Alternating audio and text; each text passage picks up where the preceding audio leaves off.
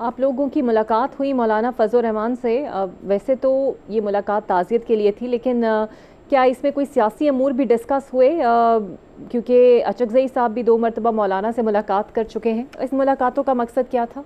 सबसे पहले आपका शुक्रिया। जहाँ तक सीएम आफरीदी साहब की मुलाकात का ताल्लुक है हम्म। मौलाना फजल रहमान साहब से, तो कल रात को सीएम आफरीदी साहब उनकी रिहाइशगाह पे गए। वहाँ पे मौलाना इदरीस के लिए दुआ की गई, ताज़ियत की गई, क्योंकि हम्म। मौलाना इदरीस आलम इस्लाम का एक बहुत बड़ा नाम था, पाकिस्तान का बहुत बड़ा नाम था।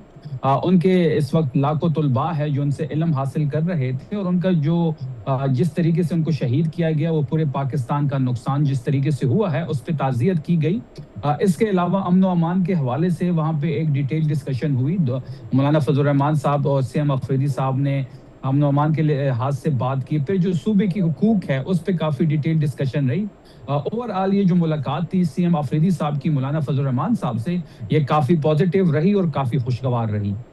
तो ये जो खुशगवार मुलाकात थी, इसका तसलसल आगे भी बढ़ सकता है? बिकॉज़ आप लोगों ने सूबे के मामलात पर भी बात की, और अब आगे भी कुछ मामलात पे हो सकता है आपको मौलाना साहब की ज़रूरत पड़े।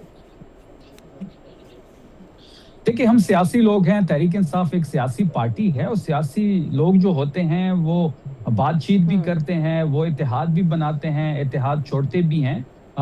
इस वक्त जो फोकस किए हुए हैं वो इस वक्त 28वीं तरमीम की बात हो रही है। उसकी ज़मन में हमने पीपल्स पार्टी के जो इस वक्त गवर्नर फैसल करीम कुंडी साहब हैं, उनसे भी मुलाकात हुई।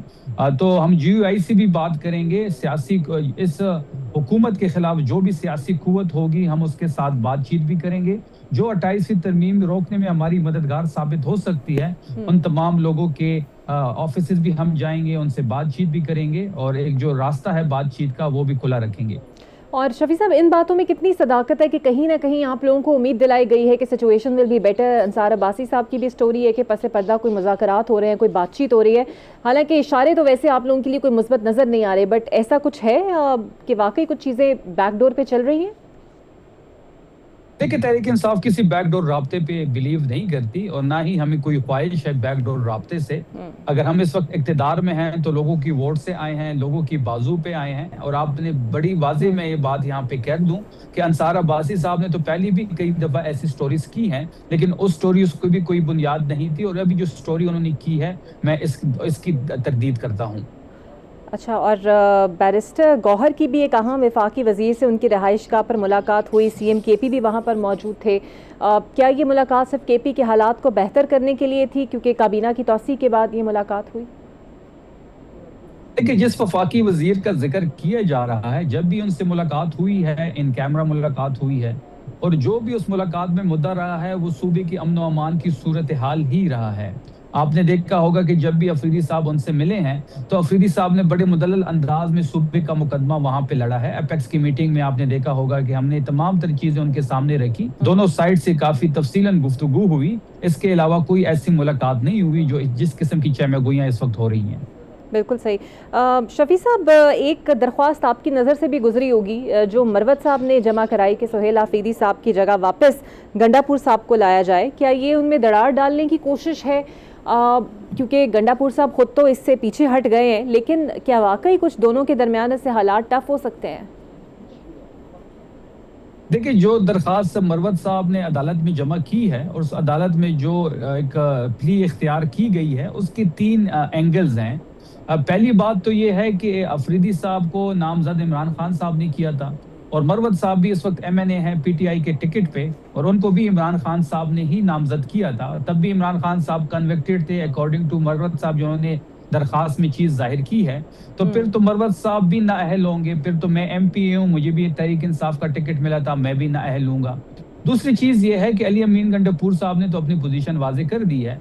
अली अमीन गंडापुर साहब ने 3 से 4 दफा इस्तीफा दिया, तो अली अमीन साहब ने ट्वीट भी कर दी है कि उनका कोई लेना देना नहीं है।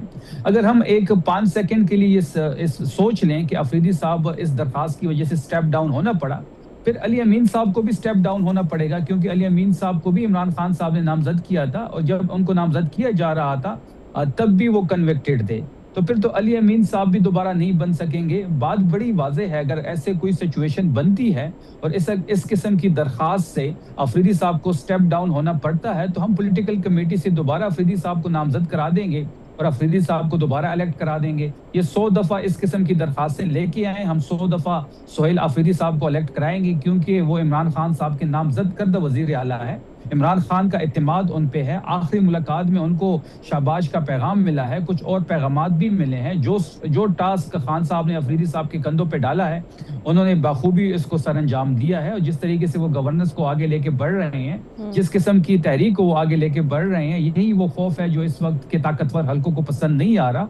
मरवत साहब किसके इशारों पे कर रहे हैं सबको पता है, लेकिन मरवत साहब को इखलाकन ये इस किस्म की दरख्वास्त जो है वो दायर नहीं करनी चाहिए।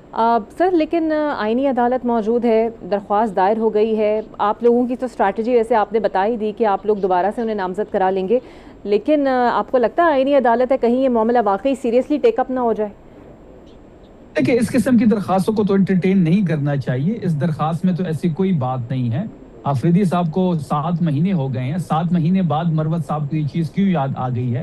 फिर दूसरी साइड पे अगर आप देखें तो अली अमीन साहब ने बड़ी ग्रेसफुली इस्तीफा दिया, उन्होंने फ्लोर पे भी कहा, उन्होंने रिटर्न भी दिया, ट्वीट भी की। गवर्नर से जब मिले तब भी उन्होंने कहा कि मेरे ऊपर कोई प्रेशर नहीं है और मैं अपनी मर्जी से इस्तीफा दे रहा हूँ।